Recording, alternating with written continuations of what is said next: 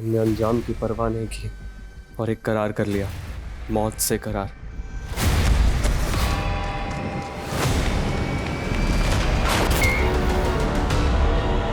मौत का ऐसा करार कि अब मौत से पीछा छुड़ा पाना मुश्किल है। ठीक है, कल से 5 डिब्बे और बढ़ा दी। हाँ, आती हूँ। तो आपकी डील पक्की हो गई मम्मा? हाँ, एकदम पक्की हो गई। अब तुम्हारी मम्मा बहुत बड़ी बिजनेस वाली बनने वाली है। वाओ, ग्रेट मम्मा। मम्मा, अब हमारा घर भी बहुत बड़ा होगा ना? हाँ, बहुत बड़ा और आलीशान घर होगा हमारा, और जहाँ पर नौकर चाकर सब होंगे। हाँ, और बड़ी बड़ी कार्स भी होगी। हाँ, कार्स भी लेंगे। मम्मा, मुझे एक चॉपर भी चाहिए। चॉपर? ठीक है, चॉपर भी ले लेंगे।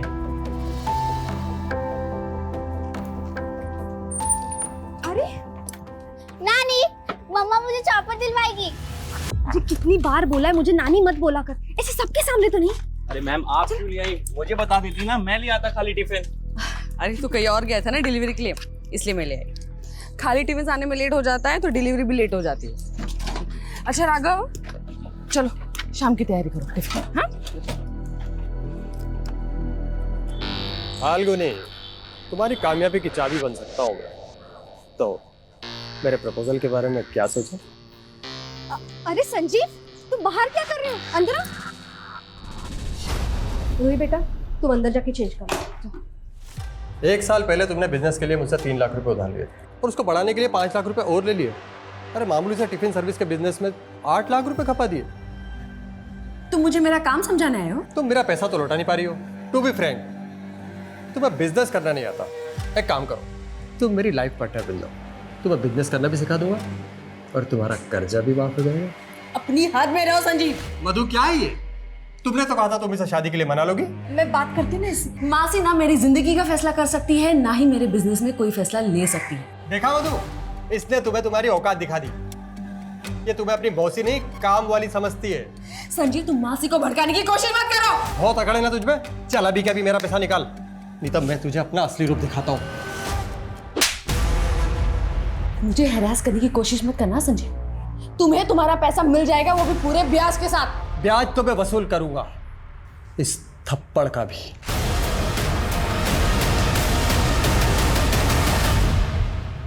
मासी, मैंने कितनी बार आपसे कहा है मुझे इस आदमी से शादी नहीं करनी है, फिर भी आप। मैं तुम्हारे भले का सोच रही थी फाल्गुनी।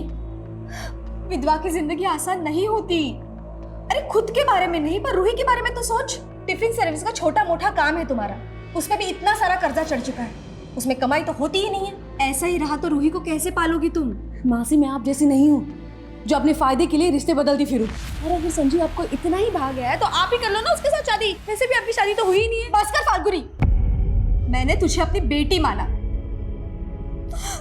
मैंने तेरे लिए अपना घर नहीं बसाया और तू मुझे खरी खोटी सुना रही है। मासी, आई एम सॉरी, मुझे ये सब नहीं बोलना चाहिए था, लेकिन आपको पता है ना मैं कितनी स्ट्रेस में हूँ। सारी टेंशन तुझे ही है।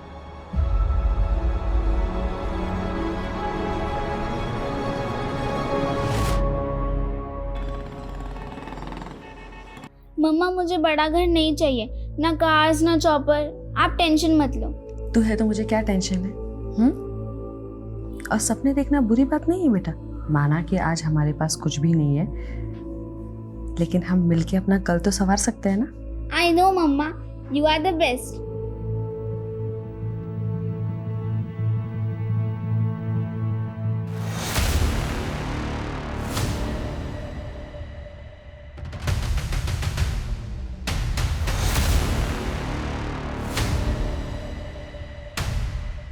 जब मंजिल दूर हो तो वहाँ जल्द से जल्द पहुँचने के लिए हम शॉर्टकट ढूंढने लगते हैं, और अब मैं उस रास्ते पर जाने का सोच रही थी जिसे मैंने सालों पहले छोड़ दिया था।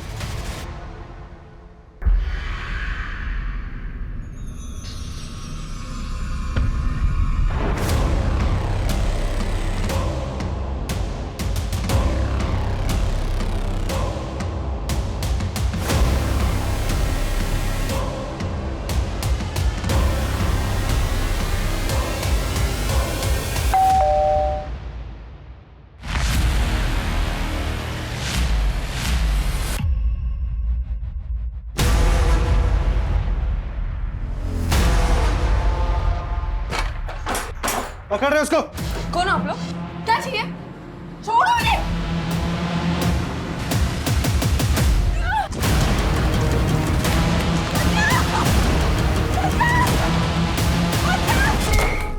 ये लो तुम्हारे पूरे पैसे, वो भी ब्याज के साथ। 4 महीने में इतना पैसा कमा लिया?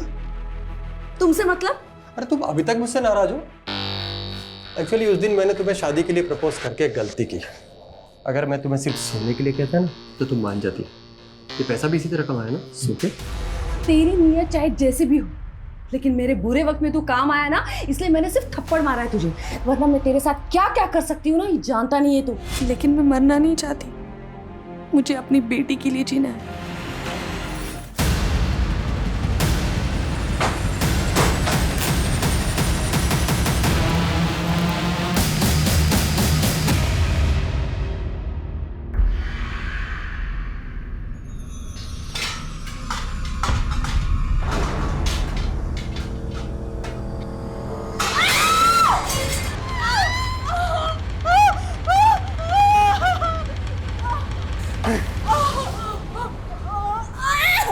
अपना शरीर दिखाने का बड़ा शौक है ना तुझे।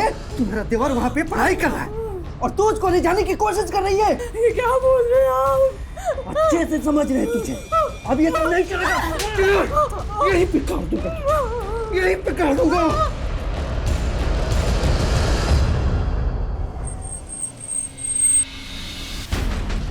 सर, शामली रोड पे एक्सीडेंट हुआ था। लेडी की ऑन स्पॉट डेथ हो गई। पहचान पता चली कौन? जी हाँ सर, एक्सीडेंट साइट से आईडी मिली है जिसपे फाल्गुनी गुप्ता लिखा हुआ है। मेरठ की रहने वाली है। कांस्टेबल को भेजा उसके एड्रेस पे।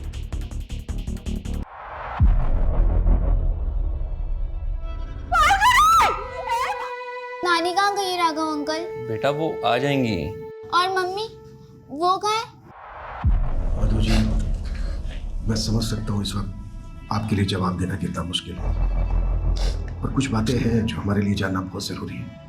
फाल्गुनी का एक्सीडेंट शामली रोड पर। फाल्गुनी शामली में कहाँ जा रही थी? शामली? सर वो तो 2 दिन से शहर के बाहर गई थी। शहर से बाहर कहाँ? सर वो मुझे नहीं पता, पर अपना टिफिन का काम दूसरे शहर में भी फैलाना चाहती थी।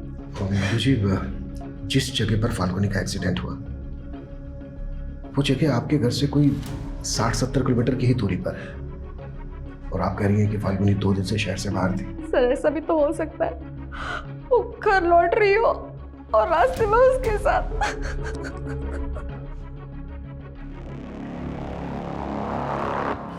सर, एक्सीडेंट स्पॉट का एक सीसीटीवी फुटेज मिला है। सर इसमें जिस तरह से फाल्गुनी भाग रही है और जिस तरह से व्हीकल ने उसे हिट किया, उसे ये तो मर्डर लग रहा है सर। गाड़ी का नंबर भी साफ दिखाई नहीं दे रहा है। फाल्गुनी की मौसी को ये तक नहीं मालूम कि फाल्गुनी कहाँ गई, और अब इस तरह से फाल्गुनी मारी जाती है। पता लगाओ कि फाल्गुनी इस जगह पर क्यों गई और इस टेम्पो का भी पता लगाओ।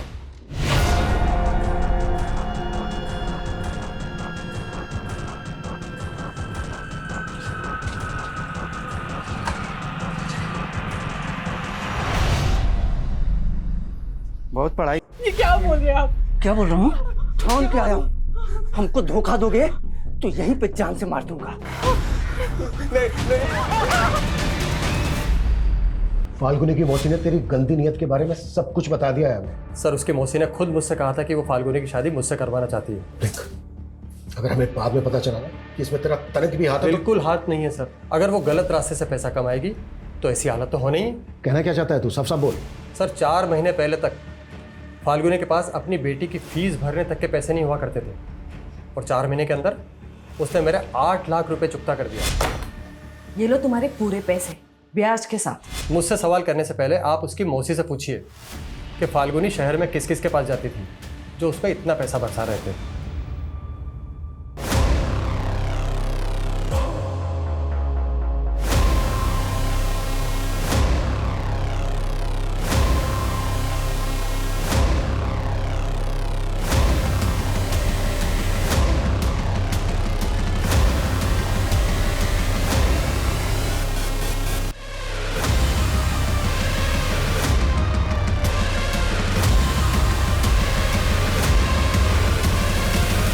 राघव अंकल की तरह आप भी मुझसे झूठ बोल रहे हो ना? मम्मी मुझसे इतने दिन तक दूर नहीं रह सकती। बेटा मैं तुझे कैसे बताऊं कि क्या हुआ है।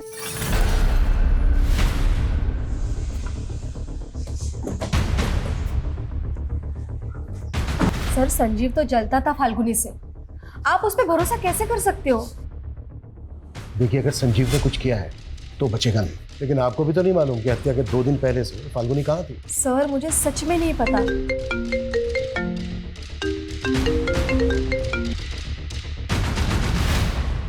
हाँ मनीष। इंक्वायरी में पता चला है कि फाल्गुनी ने शामली रोड पे एक जगह रेंट पे ले रखी थी। व्हाट? सर फाल्गुनी ने ये जगह 2 महीने पहले ही रेंट पे ली थी। यहाँ के लैंडलॉर्ड का कहना है कि वो यहाँ से कोई बिजनेस कर रही थी। पर फाल्गुनी तो मेरठ से टिफिन सर्विस चलाती थी ना, यहाँ क्या कर रही थी? तो बेटा ये सारे एविडेंस कलेक्ट करो। सर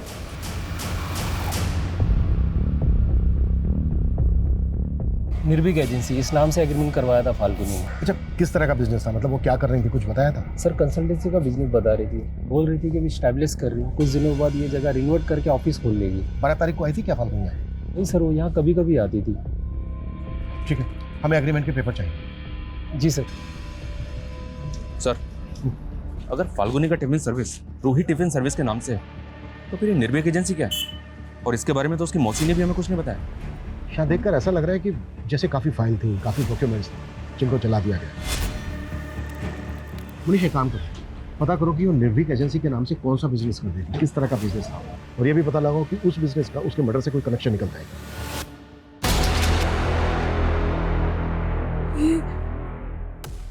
ये सही नहीं किया हमने। आप भूल गई इस आदमी ने हमारे साथ क्या क्या किया है। लेकिन जो भी था ये मेरा पति है। मैं इसे इतनी बुरी मौत कैसे दे रही हूँ। अब इतना मत सोचिए, इसके अलावा और कोई चारा नहीं था हमारे पास।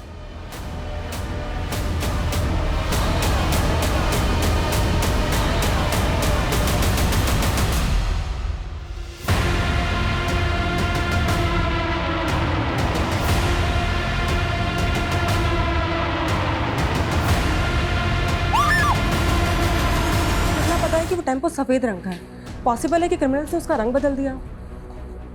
तो फिर इतनी प्लानिंग की किसने होगी और किस मकसद से? सर फाल्गुनी ने निर्भीक एजेंसी नाम से एक करंट अकाउंट भी खोला था।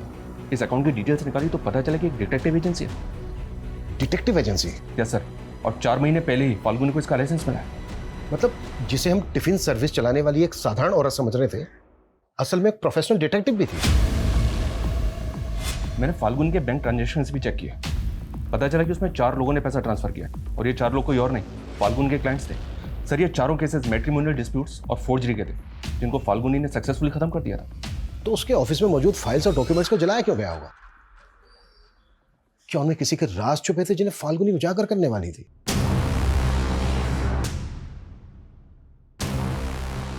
ये सब तो काफी हद तक जल चुका है sir. 1 PH 2 SKR 3 HC C is similar।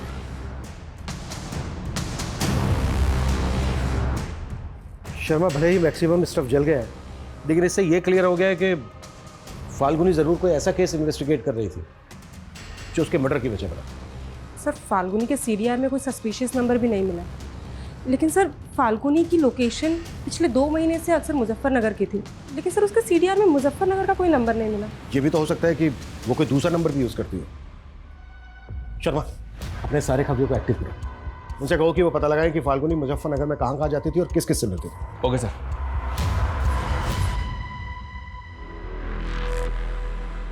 अब आप दोनों पति पत्नी हो।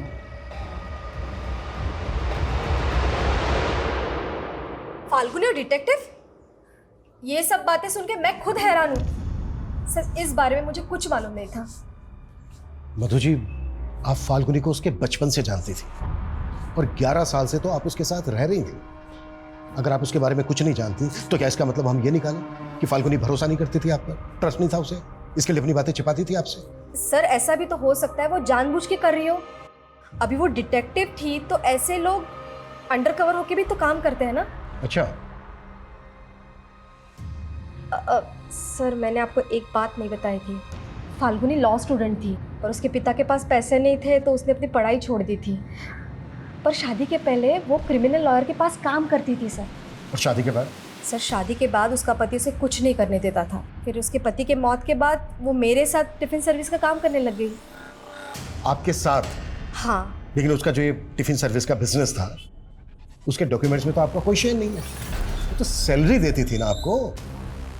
सर वो हमारा रिश्ता इन सारी चीज़ों के परे था। ये पुलिस क्यों आई है राघव अंकल? वो पुलिस स्टेशन में भी आपकी मम्मा का खाना जाता है ना, इसीलिए।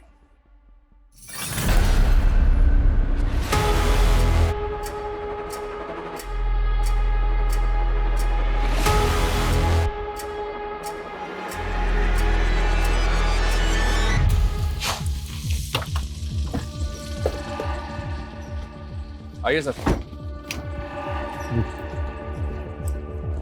फाल्गुनी इसी एनजीओ में वर्कर बन के काम करती थी। ये भी तो हो सकता है कि फाल्गुनी एनजीओ वर्कर बनकर यहाँ इन्वेस्टिगेट करने आती है। फिलहाल तो सिर्फ इतना पता चला है कि फाल्गुनी आसपास के कई गांव में जाकर ग्रामीण औरतों को वुमेन हेल्थ एंड हाइजीन पर ट्रेनिंग दे रही थी। पॉसिबल है आसपास के गांवों में जाकर वो इन्फॉर्मेशन इकट्ठा करती है। मे भी सर। इंक्वायरी में एक बात और पता चली है, ये फाल्गुनी आजकल कड़िया गांव ज्यादा जा रही थी। कड़िया गांव?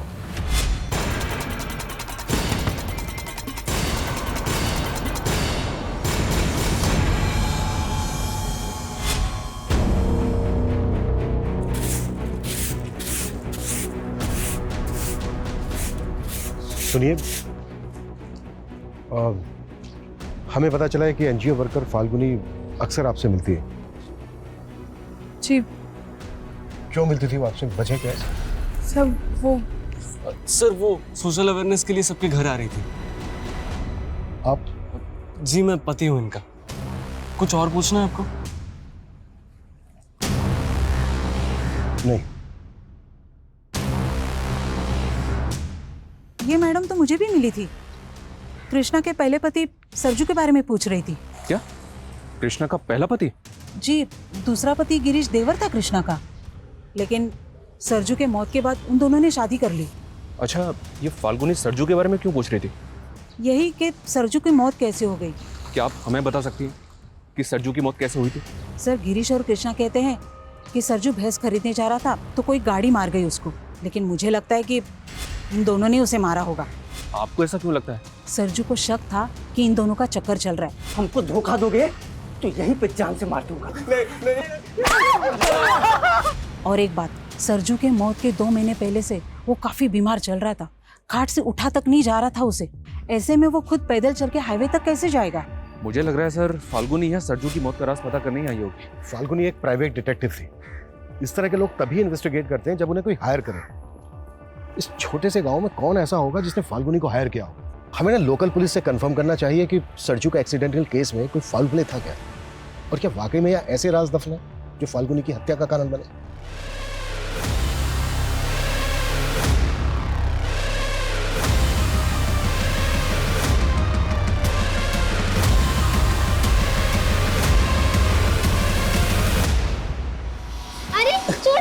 अरे अरे तुम डर क्यों रही हो?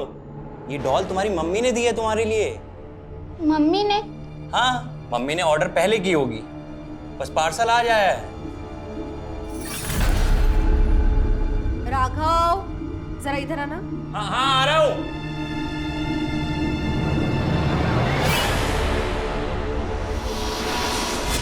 मम्मा, जाना सच में जरूरी है? हाँ बेटा, बहुत जरूरी है। वरना तुम ही बताओ, मम्मा तुमसे दूर इतने दिन के लिए रह सकती है? लेकिन आजकल आपके पास मेरे लिए टाइम ही नहीं होता है। सॉरी बेटा, मैं बहुत जल्द वापस आ जाऊंगी। मम्मा,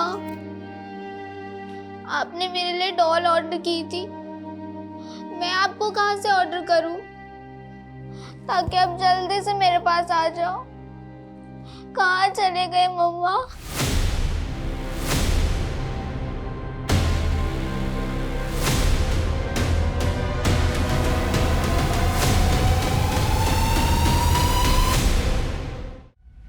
सरजू कुशवाहा एक्सीडेंट केस में हमें कुछ ऐसा नजर नहीं आया। जिससे कि लगे कि उसका मर्डर हुआ था। और सरजू के पोस्टमार्टम रिपोर्ट से भी ये क्लियर था कि उसका एक्सीडेंट ही हुआ था। अच्छा, सरजू का जिस टेम्पो से एक्सीडेंट हुआ था वो सफ़ेद रंग का था ना? नहीं नहीं, सरजू की बीवी ने बयान दिया था कि कोई सफ़ेद रंग का ओल्ड कार था। तो वो जो कार थी, उस कार का कुछ पता चला? अभी तक तो नहीं। मुझे लगता है पुलिस वाला हमसे कुछ छुपा रहा है। हमें ना बहुत संभल के जांच करनी होगी। अगर फाल्गुनी सरजू के एक्सीडेंट को मर्डर मान रही थी तो जाहिर सी बात है वो लोकल पुलिस पे शक कर रही होगी। शर्मा, पता करो कि फाल्गुनी लोकल पुलिस से मिल रही थी क्या, और याद रहे पूरी एहतियात के साथ। Okay sir. मेरठ पुलिस हमारे घर तक पहुंच गई। मैं बता रहा हूँ, अगर मैं उनके हत्थे चढ़ा ना तो तुम सबकी पोल खोल दूंगा मैं। डर मत, पुलिस, नेता, प्रशासन सब मेरी जेब में है। सरजू का भूत भटक रहा है, वो ना हमसे बदला लेगा, वो बदला लेगा हमसे। इतना मत सोचो, सब ठीक हो जाएगा।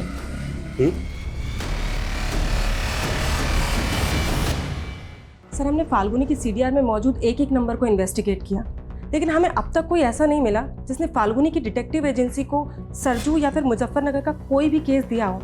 लेकिन सर, जली हुई फाइल से एक अधजला पेपर मिला है। सर, इसे देख के ऐसा लगता है जैसे ये किसी पीएम रिपोर्ट का हिस्सा है, लेकिन सर समझ में ये नहीं आ रहा है कि ये किसकी पीएम रिपोर्ट का हिस्सा है। सरजू की बॉडी का भी पोस्टमार्टम हुआ था ना? जी हाँ सर, पोस्टमार्टम तो हुआ था, लेकिन इन्वेस्टिगेटिंग ऑफिसर सुखबीर ने बताया था कि उसकी रिपोर्ट से क्लियर था कि उसका एक्सीडेंट हुआ था। शर्मा, पोस्टमार्टम रिपोर्ट मैनिपुलेट भी तो की जा सकती है। सरजू की बॉडी का जिस डॉक्टर ने पोस्टमार्टम किया था, एक बार उस डॉक्टर से मिलते हैं। क्या हुआ? मम्मी की याद आ रही है? अरे डोंट वरी, मैं हूं ना, मैं भी मम्मा की तरह ही प्यार करूंगा। स्कूल हो या आस पड़ोस, कोई अगर तुम्हें टच करे ना तो इस बात की समझ होनी चाहिए तुम्हें कि गुड टच और बैड टच क्या होता है। क्या होता है मम्मा ये गुड टच बैड टच? मैं समझाती हूँ। पहले तो मैं तुम्हें बताती हूँ कि बैड टच क्या होता है। छोड़ो छोड़ो छोड़ो छोड़ो मुझे नानी। चुप चुप, जहाँ तेरी मम्मी को पहुँचाया ना वहाँ तुझे भी पहुँचा दूंगा, समझ में आया?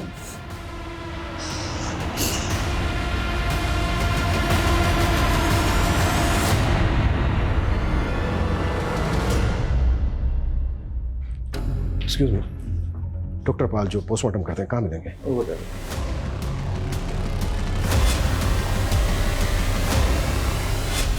Doctor Samarpal ji. Inspector Abhimanyu Chander, Meerut police. हमें पता चला है कि आपने कड़िया गांव के सरजू कुशवाहा नाम के आदमी की बॉडी का पोस्टमार्टम किया था। सर, मैं बहुत सारे विक्टिम का पोस्टमार्टम करता रहता हूँ, मुझे रिकॉर्ड चेक करने में। प्लीज।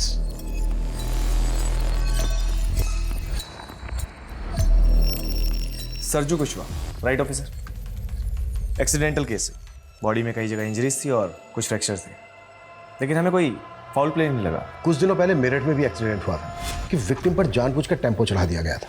बहुत एक्सीडेंट की वजह से हुई थी, पर था वो मर्डर। लेकिन ये सब आप मुझे क्यों बता रहे हैं? जिस विक्टिम का एक्सीडेंट हुआ था उस विक्टिम का नाम था फाल्गुनी गुप्ता। ये शायद इसके साथ आपने सरजू की पोस्टमार्टम रिपोर्ट शेयर की हो। नहीं सर, मैं इस लड़की को नहीं जानता, और सरजू की रिपोर्ट सिर्फ इन्वेस्टिगेशन ऑफिसर के साथ शेयर की थी। ठीक है डॉक्टर, हमें इस रिपोर्ट की एक कॉपी चाहिए होगी। मैं आपको प्रोवाइड करता हूँ। Thanks doctor. मैं तो तुम्हें चाहता था, लेकिन तुमने मेरा ध्यान फाल्गुनी की तरफ मोड़ दिया, और अब उसके मर्डर का इल्जाम भी मेरी तरफ मोड़ दिया। मुझे पता है ना तू कितना बड़ा कमीना है। वो तो मैं हूँ, लेकिन तुझे मैं फुल सपोर्ट करूंगा फाल्गुनी के बिजनेस को टेक ओवर करने में।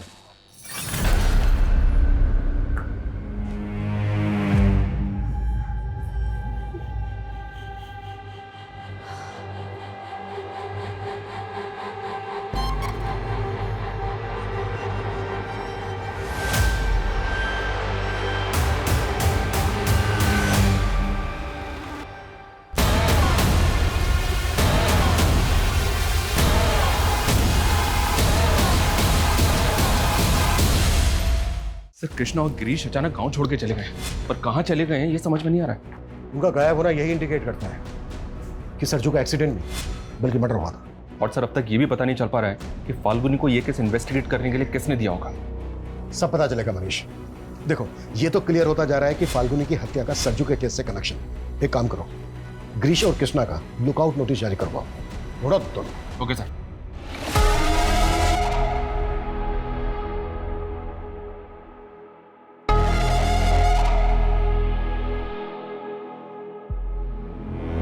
मेरठ पुलिस मेरे हॉस्पिटल तक पहुंच चुकी है। सरजू और फाल्गुनी के बारे में पूछताछ कर रही थी।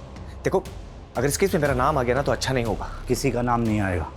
थोड़े दिनों में मेरठ पुलिस झक मार के निकल जाएगी, और अगर ना भी निकली तो उसे भी खरीद लेंगे। वो पुलिस वाला बिकाऊ नहीं लग रहा था, या तो उसका भी ट्रांसफर करवा दो या फिर उसे भी ठिकाने लगवा दो। सर, मुझे पता चला है कि सरजू के एक्सीडेंट में जिस गाड़ी का इस्तेमाल हुआ था वैसी ही गाड़ी का इस्तेमाल और एक एक्सीडेंट में किया गया था। व्हाट? जी सर, ये केस सनोली विलेज का केस है और इस एक्सीडेंट में दुर्गेश सिन्हा नाम के आदमी की मौत हुई थी। ये दुर्गेश है और इस केस में भी गाड़ी का कुछ पता नहीं चला। आखिर इस मिस्टीरियस व्हीकल की मिस्ट्री क्या है? अगर ये सबके सब मर्डर थे तो फिर ये कौन करवा रहा था और क्यों? फाल्गुनी के मर्डर को भी एक्सीडेंट का रूप देने की कोशिश की गई। क्या फाल्गुनी कुछ ऐसा इन्वेस्टिगेट कर रही थी जिसके पीछे गहरे राज छिपे थे? एक बार दुर्गेश के केस के इन्वेस्टिगेटिंग ऑफिसर से मिलता है। हमें दुर्गेश के केस में ऐसा कोई फॉल प्ले नजर नहीं आया जिससे लगे कि वो मर्डर हो, और पोस्टमार्टम रिपोर्ट में यही आया था कि दुर्गेश की मौत एक्सीडेंट से हुई है। पोस्टमार्टम रिपोर्ट दिखाएंगे दुर्गेश की? हाँ sure. Thank you.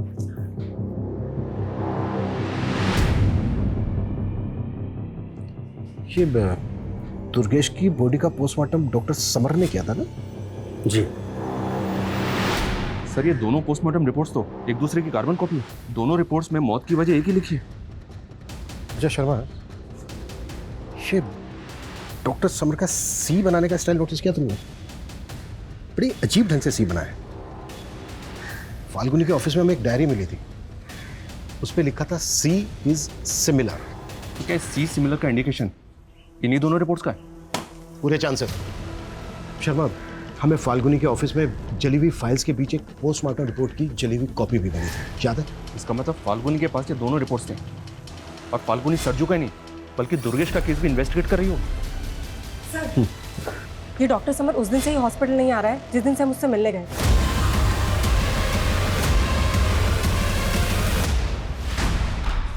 Doctor summer कहाँ है?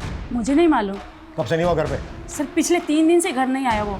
कविता चेक करो, कुछ भी छूटना नहीं चाहिए। लेकिन हुआ क्या है, कोई बताएगा? बताते हैं।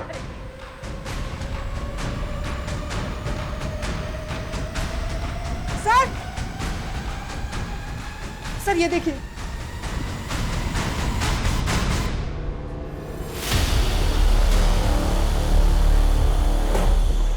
इतनी सारी डॉल्स, इलेक्ट्रॉनिक सामान, क्या ये सब? क्या चल रहा है इस घर के अंदर? सर, मेरे बेटे को इलेक्ट्रॉनिक गुड़िया बनाने का शौक है।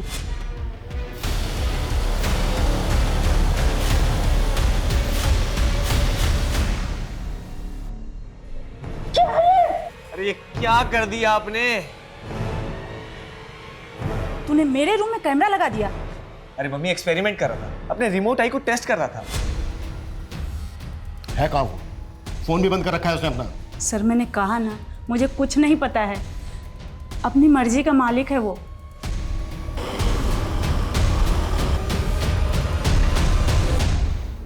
ये दुर्गेश सिन्हा यहीं रहते थे ना? जी हाँ। देखिए, उनकी मौत कैसे हुई इसके बारे में आपसे बात करनी है हमें। इस लड़की को पहचानती हैं? नहीं। आप जरा गौर से देखिए, शायद आपको कुछ याद है। बोला ना नहीं, और मुझे आपसे बात नहीं करनी है। आप जाइए यहाँ से। देखिए, हमारा बात करना बहुत, सुनिए, देखिए हमारी बात सुनिए। अब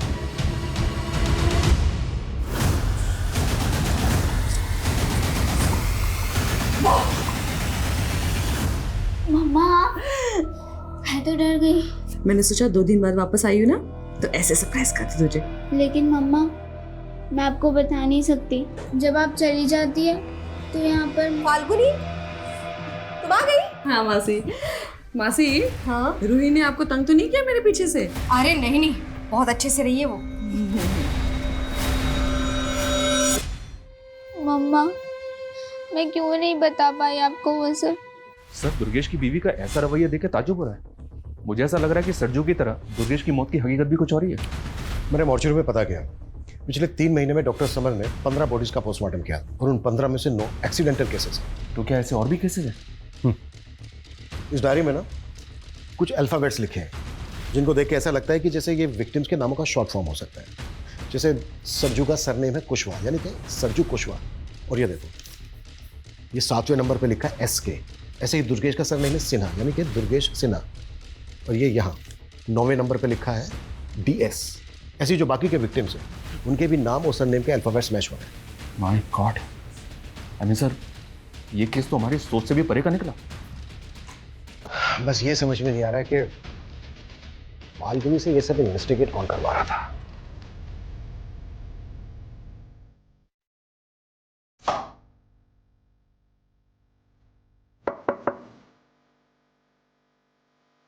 सर ये फाइल।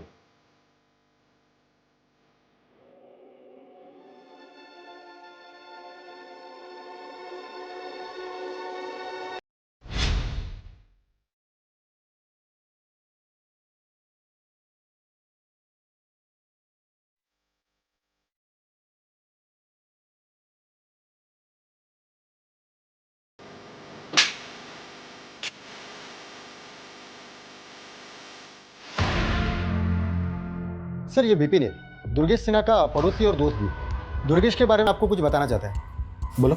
सर भले ही दुर्गेश की बीवी और सब लोग ये मानते हैं कि दुर्गेश की मौत एक्सीडेंट से हुई थी, लेकिन सर दुर्गेश तो कैंसर पेशेंट था, वो तो चल भी नहीं सकता था। व्हाट? उसका इलाज एनटी दीक्षित मेमोरियल अस्पताल में चल रहा था। और सर मुझे बहुत अच्छे से याद है, वो शाम जब मैं दुर्गेश को मिलने उसके घर गया था तो वो बिस्तर पर ही अपने प्राण छोड़ चुका था। फिर मुझे उसकी पत्नी ने वहाँ से जाने के लिए कहा। उसके बाद मुझे उसी रात को ये पता चला कि दुर्गेश का हाईवे के पास में एक्सीडेंट हो गया है। सरजू के पड़ोसी ने कहा था सर कि सरजू काफी बीमार रहता था और ठीक से चल भी नहीं पाता था। और उसकी वाइफ कृष्णा ने स्टेटमेंट दी थी कि सरजू भैंस लेने जा रहा था, हाईवे पे उसका एक्सीडेंट हो गया था।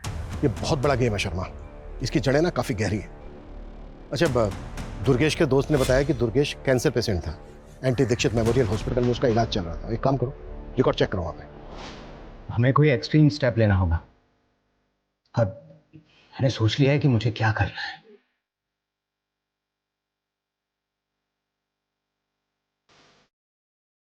नहीं सर, दुर्गेश सिन्हा नाम के फिर किसी पेशेंट का रिकॉर्ड नहीं है यहाँ पर, और ना ही सर इस नाम के किसी कैंसर पेशेंट का इलाज हुआ है इस हॉस्पिटल में।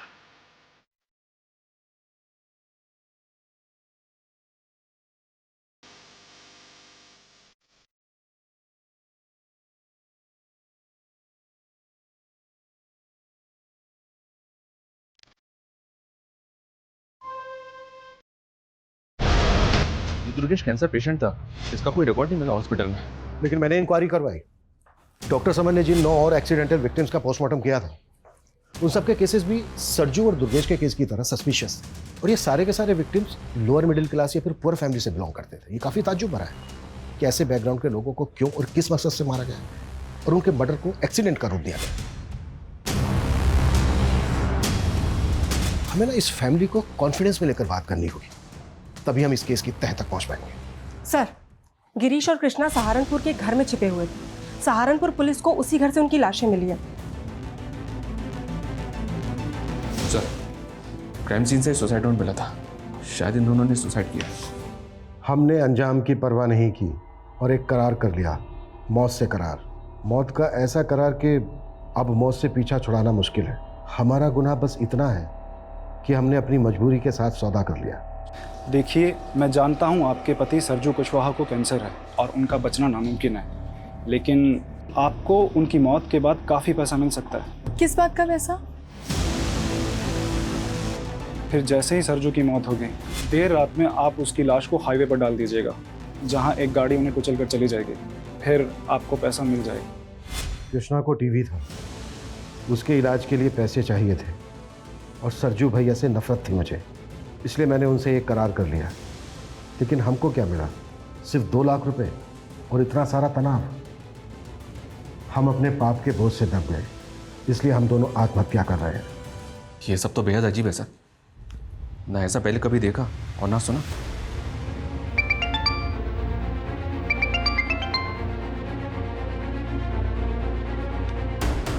जैन साहब,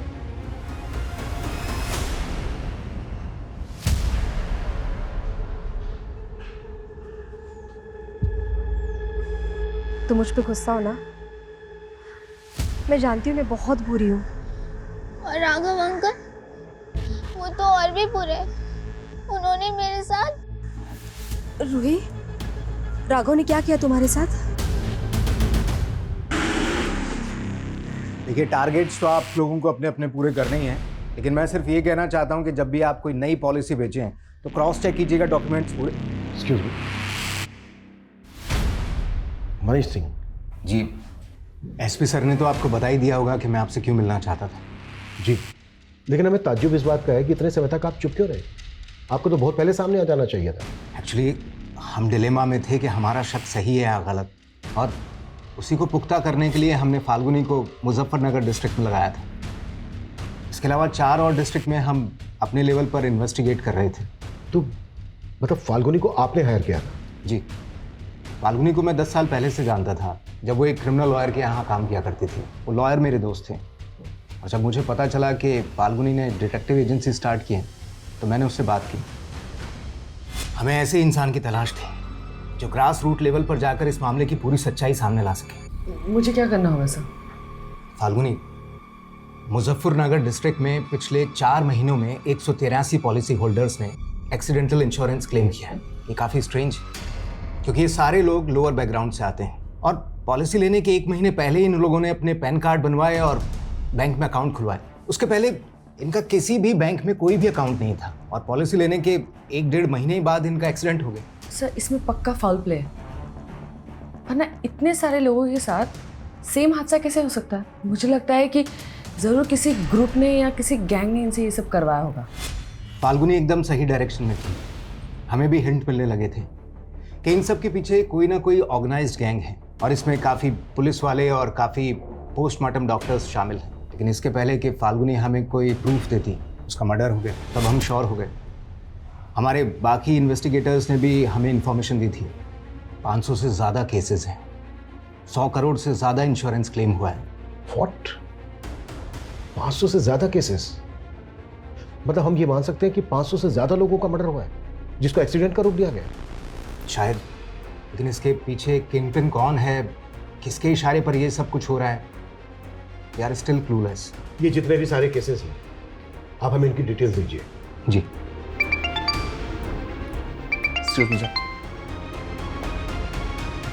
हाँ कविता। सर, दुर्गेश की वाइफ सरकारी गवाह बनने के लिए तैयार हो गई है। वो हमें उन लोगों के बारे में बताना चाहती है जिनके कहने पर उसने दुर्गेश की मौत को एक्सीडेंट की शक्ल देने का प्लान बनाया था। गुड जॉब कविता। कहाँ है दुर्गेश की बीवी?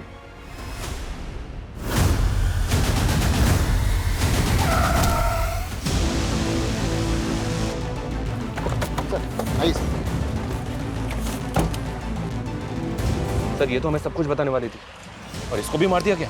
सर, विटनेस ने बताया कि सफ़ेद रंग का टेम्पो था और टेम्पो इस डायरेक्शन में गया।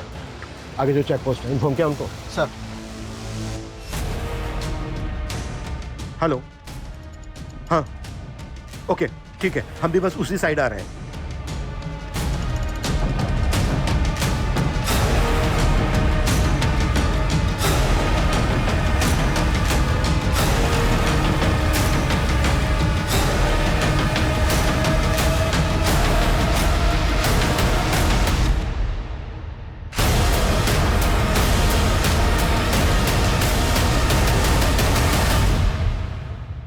कंपनी का रीजनल मैनेजर ही कंपनी के साथ इतनी बड़ी कॉन्स्पिरेसी कर रहा है। मुझे कोई फंसा रहा है। ओए, फंसा रहा है? हाँ, तेरे गुनाहों की लंबी चेन तोड़ दी हमने। टेम्पो ड्राइवर हिस्ट्री चीटर है। इंस्पेक्टर सदानंद के कहने पर वो तेरे मर्डर कर रहा था। इंस्पेक्टर सदानंद ने तेरे कजन कपिल का नाम लिया है, और कपिल ने तुम लोगों की सारी पोल खोल दी है। और भी बहुत सारे लोग शामिल है ना इसमें, और ज्यादातर को तू रास्ते से हटा चुका है, जैसे डॉक्टर समर। इन सबका किंगपिन तू है ना? चलो बोल। ये सब मेरे कज़न कपिल की खुरापात थी। एक दिन दारू के नशे में उसने मुझे बताया कि उसका एक एक्सीडेंट पॉलिसी होल्डर कैंसर का पेशेंट था। कपिल ने उसकी फैमिली के साथ मिलकर ऐसी कॉन्स्पिरेसी रची कि उसका क्लेम पास हो गया। और यहीं से तुझे इन गुनाहों की तरकीब सूझी? हाँ सर, सबसे पहले हमने ऐसे पेशेंट्स की हॉस्पिटल से डेटा निकालना शुरू किया, और फिर जो फैमिलीज़ मान जाती थी हम उनका अकाउंट खुलवाते थे और उन्हें एक्सीडेंटल पॉलिसी खरीदवाते थे। और जब उनकी मौत हो जाती थी तो उनकी फैमिली हमें बताती थी, और फिर हम उनकी लाशों पर से गाड़ियाँ चढ़ाकर उन्हें एक्सीडेंट की शक्ल दे देते थे। सदानंद और सुखवीर जैसे पुलिस इंस्पेक्टर ऐसे केसेस को एक्सीडेंटल केसेस बनाकर फाइल बंद कर देते थे, और समर जैसे पोस्टमार्टम डॉक्टर ऐसी पोस्टमार्टम रिपोर्ट बनाते थे जिसमें कोई फाउल प्ले नजर ना आए। हाँ सर, हॉस्पिटल रिकॉर्ड से हम उन पेशेंट के नाम गायब करवा देते थे ताकि किसी को पता ना चले कि उन्हें जानलेवा बीमारी थी। एक रिकॉर्ड गायब करने की फीस 35,000 फिक्स थी, और क्लेम करने वाले को तुम लोग 50-50 हजार रुपए दे देते, ज्यादा से ज्यादा 1 लाख रुपए। उनका बैंक अकाउंट भी खुद ऑपरेट करते थे, और जैसे क्लेम का पैसा अकाउंट में आता था पैसे निकाल के गायब। और फाल्गुनी का कसूर यह था कि उसने तुम्हारे इन गुनाहों की लंबी चेन का पता लगा लिया था। हाँ सर, वो जिस तरह से मनीष सर को रिपोर्ट कर रही थी वो मेरे लिए खतरा बनती जा रही थी, इसीलिए उसको ख़त्म करना जरूरी था, और वो सबूत मिटाने भी जरूरी थे जो उसने मेरे खिलाफ जुटाए थे।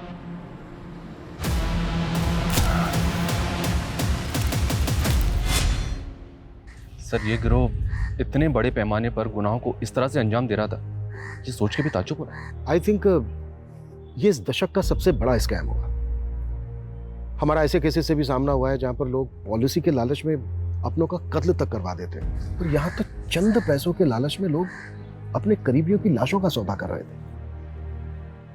ऐसे गुनाहों को देखकर ये नहीं लगता है कि आजकल इंसानियत का स्तर कितना नीचे गिरता जा रहा है? सर फाल्गुनी की मौसी ने फाल्गुनी के वर्कर राघव की कंप्लेंट की। वो काफ़ी दिनों से फाल्गुनी की बेटी को मॉलेस्ट कर रहा है।